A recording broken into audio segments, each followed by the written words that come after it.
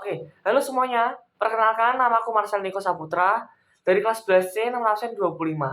Jadi di video kali ini, aku akan menjelaskan sedikit terkait dengan peran ginjal dan peran hipotalamus dalam membentuk urin atau pembuatan urin.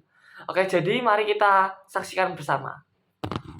Yang pertama, kita akan masuk ke dalam peran hipotalamus. Jadi, peran hipotalamus itu dibagi menjadi dua bagian. Nah, yang pertama itu memproduksi ADH. Nah, apa sih ADH itu? ADH itu adalah antidiuretik hormon. Nah, hipotalamus itu mendeteksi konsentrasi darah juga. Jadi, jika darah terlalu banyak, hipotalamus akan melepaskan ADH ke dalam aliran darah. ADH itu kemudian bekerja untuk ginjal. Nah, yang kedua adalah pengaturan rasa haus pada manusia. Nah, ketika tubuh kita itu merasa kekurangan cairan, hipotalamus akan mengirimkan sinyal ke otak untuk memicu agar kita tuh lebih banyak meminum air atau mengonsumsi air. Tuh. Nah, lanjut ke bagian yang kedua. Oke, selanjutnya yang kedua kita akan membahas tentang peran ginjal dalam pembentukan urin. Jadi, peran ginjal dalam pembentukan urin itu sangat banyak dan melalui beberapa part atau bagian yang penting. Nah, yang pertama itu ada filtrasi. Jadi darah itu difiltrasi di glomerulus, menghasilkan filtrat glomerulus yang mengandung air, glukosa, asam amino, ion, dan zat sisa. Namun, sel darah merah dan protein umumnya tidak terfiltrasi. Nah, selanjutnya ada reabsorpsi. Jadi, di reabsorpsi itu zat-zat yang masih dibutuhkan tubuh itu seperti glukosa, asam amino, dan sebagian air itu absorpsi ke dalam darah, tubulus proximal, lengkung Henle, dan tubulus distal. Proses ini tuh juga diatur oleh hormon, termasuk ADH.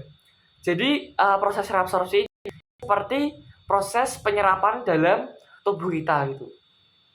Nah, selanjutnya ada proses sekresi atau yang bisa kita sebut itu sebagai pembuangan zat sisa-sisa. Jadi zat sisa-sisa yang sudah dibuang oleh reabsorpsi kan menyerap protein atau vitamin yang tubuh kita tuh perlukan gitu. Nah, sisa-sisanya itu tuh dibuang atau dikeluarkan dari tubuh. Nah, proses ini itu terjadi di tubulus proximal dan distal. Nah, selanjutnya yang terakhir itu adalah proses ekskresi. Nah, ini adalah hasil dari proses-proses sebelumnya. Itu dikumpulkan di sini untuk dibuang melalui organ ureter, kandung kemih, atau uretra. Jadi yang ketiga, aku akan membahas tentang apa hubungan ginjal dan hipotalamus dalam memproduksi urin. Jadi, ADH yang dilepaskan oleh hipotalamus itu sangat berperan penting dalam mengatur jumlah air yang direabsorpsi di dalam ginjal. Nah, ADH itu meningkatkan permeabilitas dinding tubulus distal dan duktus pengumpul terhadap air. Ini berarti lebih banyak air yang direabsorpsi kembali ke dalam tubuh dan menghasilkan urin yang lebih pekat dan mengurangi volume urin. Nah, apa jadinya jika tubuh kita itu kekurangan ADH? Nah, ini akan mengakibatkan penyakit diabetes insipidus. Nah, itu kondisi ini ditandai dengan produksi urin yang berlebihan dan encer karena ginjal itu tidak mampu mereabsorpsi air secara efektif. Nah, apa jadinya jika tubuh kita itu kelebihan ADH? Nah, jika tubuh kita tuh kelebihan ADH, itu berarti tubuh kita tuh menahan terlalu banyak air. Nah, hal itu bisa menyebabkan pembekakan dan penurunan konsentrasi natrium dalam darah atau biasa kita sebut dengan istilah hiponatremia.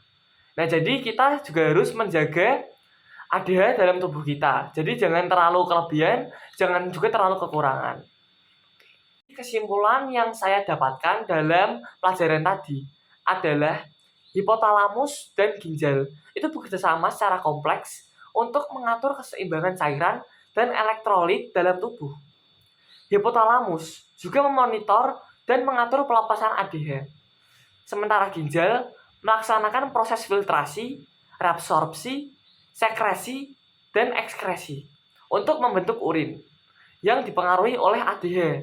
Nah, ADH itu tadi kan dilepasin oleh hipotalamus. Jadi, hipotalamus sama ginjal itu bekerja sama untuk menghasilkan urin. Nah, namun gangguan pada sistem ini juga dapat menyebabkan berbagai masalah kesehatan. Jadi kita juga harus menjaga kesehatan untuk agar kita tuh terbebas dari penyakit dengan cara menghimbau untuk menjaga ADH kita agar tetap seimbang. Dan dari saya, Marshal Niko Saputra, mohon maaf jika ada salah kata. Terima kasih.